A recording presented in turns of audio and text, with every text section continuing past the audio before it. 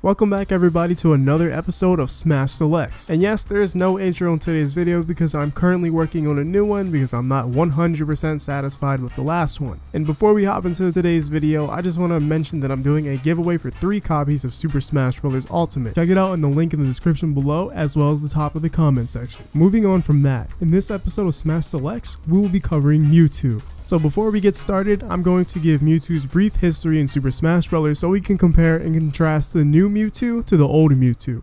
In previous Smash entries, such as Melee and Smash 4, Mewtwo has stayed relatively the same without too many significant to little move changes. That may only because he's only a part of 2 Super Smash Bros. Games, and if he were added in Brawl, it could have been possible for him to have even more development and growth as a character, but he's only been in 2 single Super Smash Bros. Games. That may not even mean anything at all. Maybe Sakurai just likes the character the way he is, and that's why he's probably stayed relatively the same between the 2 games. Now, when I mean relatively the same, I don't mean the exact same, he's just very similar to his counterpart, unlike Fox and Falco compared to their Melee versions. Now that you know a little bit about Mewtwo's history between the 2 games, let's figure out how he's going to be changed in Ultimate and if it's going to be significant enough, and why he will actually be better than the previous 2 versions. Starting with attributes, I'm going to go group by group of what has been changed for the character specifically. So first, we're going to talk about attributes, and he only has 2 attributes and they're both buffs. One of them being his jump squat animation is taking 3 frames to complete like everyone else. Mewtwo's aerial jump animation now takes less time to complete as well, so that can improve his combo game significantly.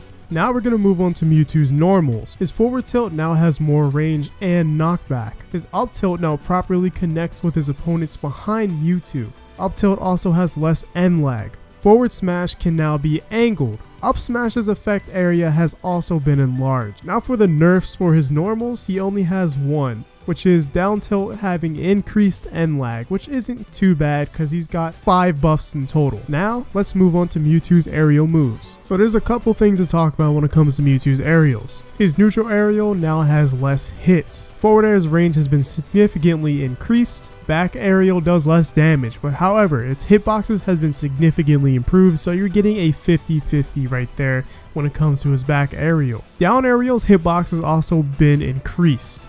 And that's going to conclude the buff/changes for his aerials. And here's a quick reminder that I'm not going to be covering move aesthetics unless it's related to a buff/change. Moving on to his throws. Mewtwo's forward throw shadow balls are much smaller, but his up throw KO potential has slightly improved, and his down throw now combos at mid-high percents. Now moving on to the last section, his special moves where most of his changes take place. Confusion's range has definitely been increased. Disable can now be reversed like many other special moves.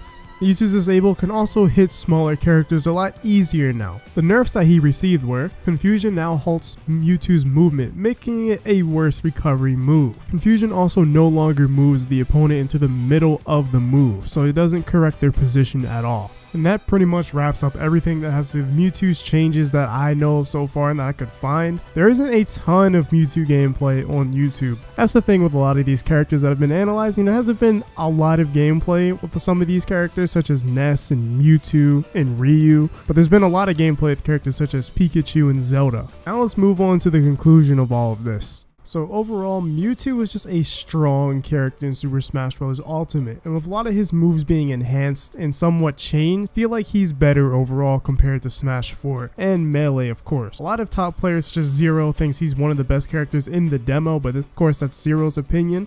But I can kind of agree with him. Mewtwo seems like he has a lot more options and he has a lot more kill power and he has a lot more kill ability. His Disable being much better can especially help him out in the long run. Especially now that you can charge smash attacks for about 6 seconds now. So imagine doing Disable and then charging a fully charged up smash or close to a fully charged up smash and just killing. Mewtwo's looking like a powerhouse in this game from a lot of gameplay that we've seen, and I just can't wait to try him out because I like playing Mewtwo, but I'm just not super used to him myself.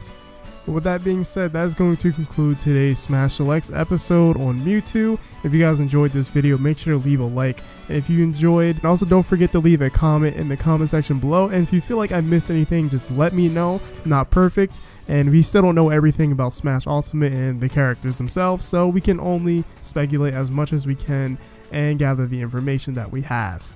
Anyways, I'm going to see you guys in the next one.